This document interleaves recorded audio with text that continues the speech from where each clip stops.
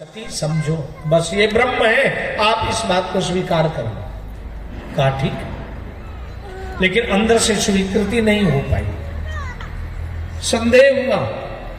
भगवान शंकर ने कहा अगर संदेह है तो जाके परीक्षा ले लो। सती ने कहा ये बात तो ठीक है। भगवान ने कहा मैं तब तक एक बट वृक्ष के नीचे बैठा हूं, तब करूंगा, और आप जाओ परीक्षा ले लो।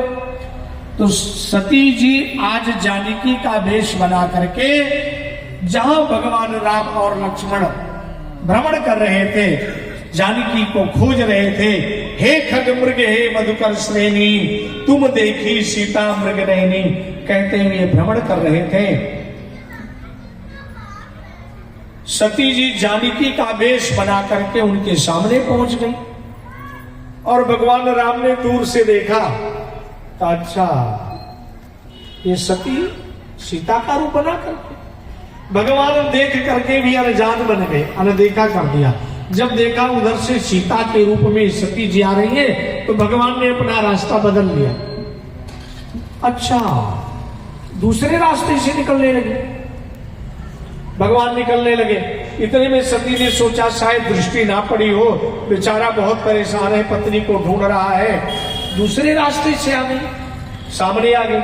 भगवान शंकर ने फिर उधर से अपना रास्ता बदल लिया, भगवान राम ने अपना मार्ग बदल लिया। सती ने सोचा ये बहुत परेशान है, अब तो ऐसा करना चाहिए कि इनके समीप में जाके खड़े हो जाना चाहिए। भगवती सीता के रूप धारण करके पहुंच गई सती और कहने लगी, अरे तुम मुझे क्यों ढूंढ रहे हो, तुम मुझे कहां ढूंढ रहे हो, मैं यही तो हूं, देखो देखो मैं तुम्हारे सामने तो हूं। कौन कहा? सती जी ने।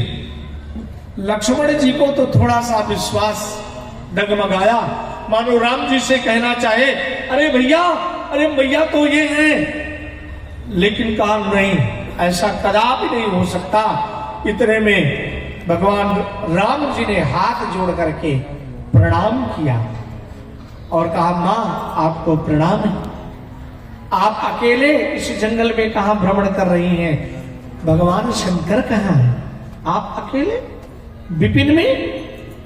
जैसे ही इतनी बात कही माता सती का तो सारा भ्रम दूर हो गया और वो शर्म के कारण एकदम अपने सिर को नीचे कर लिया, नीचे करके वापस जाने लगी। भगवान शंकर वृक्ष के नीचे बैठे थे, विश्वास रूपी वृक्ष के नीचे बैठे थे। कहा देवी आओ, क्या हुआ, आपने परीक्षा लिया,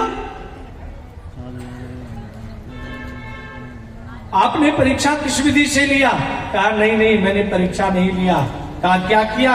कहा कीन प्रणाम तुम्हारी नाई, जैसे आपने प्रणाम किया था वैसे मैंने भी प्रणाम किया। लेकिन भगवान शंकर को तो सब कुछ पता लग गया। भगवान शिव ने कहा ना, सन्मुख शंकर आसन जीना। शंकर भगवान ने कहा तुम मेरे बाएं भाग में नहीं बैठोगी, अब तुम मेरे सामने बैठो। आज से सती के मन में ये दुख चलने लगा कि भगवान शंकर ने मुझे उस रूप में नहीं स्वीकार किया, पत्नी के रूप में, अब क्या होगा।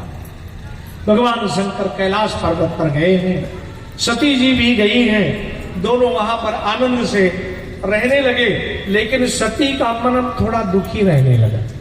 एक दिन की बात है, दक्ष प्रजापति ने हरिद्वार में एक सुंदर यज्ञ किया था। उस यज्ञ में सारी देवियां आकाश मार्ग से आ रही थी, कैलाश पर्वत की ओर से आ रही थी।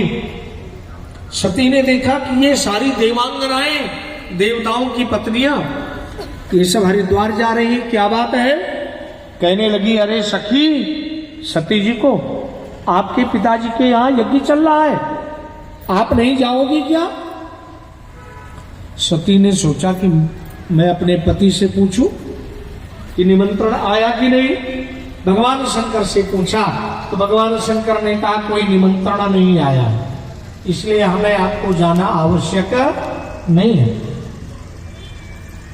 तो भगवान से कहा, देवी ने, सती ने, अच्छा मैं चली जाऊं, मेरे पिता के घर में यज्ञ है। भगवान शंकर मन में चाहते थे कि ना जाए, लेकिन कह दिया जाओ। यद्यपि गुरु के यहाँ, मित्र के यहाँ और माता पिता के यहाँ यदि आज्ञा ना भी हो तो चले जाए, बिना बुलाए भी जाना चाहिए। लेकिन भगवान शंकर जी कहते हैं यदि वहां पति का अपमान हो रहा हो ना तो स्त्री को अपने मायके भी नहीं जाना चाहिए, यदि सम्मान ना हो। भले वो माता पिता है, लेकिन यदि पति का सम्मान नहीं तो वहां भी नहीं जाना चाहिए। सती जी ने कहा आप क्या कहना चाहते हो? भगवान शंकर समझ गए कि अब जो होना है वही होगा, क्योंकि हुई है सोई जो राम रचि राखा, वो करी तर्क बढ़ावे। जो होना है, क्योंकि भगवान शंकर तो सब कुछ जानते हैं, सब कुछ पता है। सती जी गई हैं और आप सबको पता है, सती जी वहां गई, उस यज्ञ मंडप में पहुंची हैं, सभी देवताओं के स्थान को देखा, लेकिन जब देखा भगवान शंकर का कोई आसन नहीं लगा हुआ है तो बड़ा कष्ट हुआ। माता भी मिली, मैना मिली, बड़े प्रेम से मिली है, लेकिन दक्ष के यहां भगवान शिव का कोई स्थान नहीं, दक्ष भी प्रेम से नहीं मिले हैं। अब क्या होगा? सती को बड़ा क्रोध आया और उस यज्ञ में सती ने अपने शरीर को भस्म कर दिया।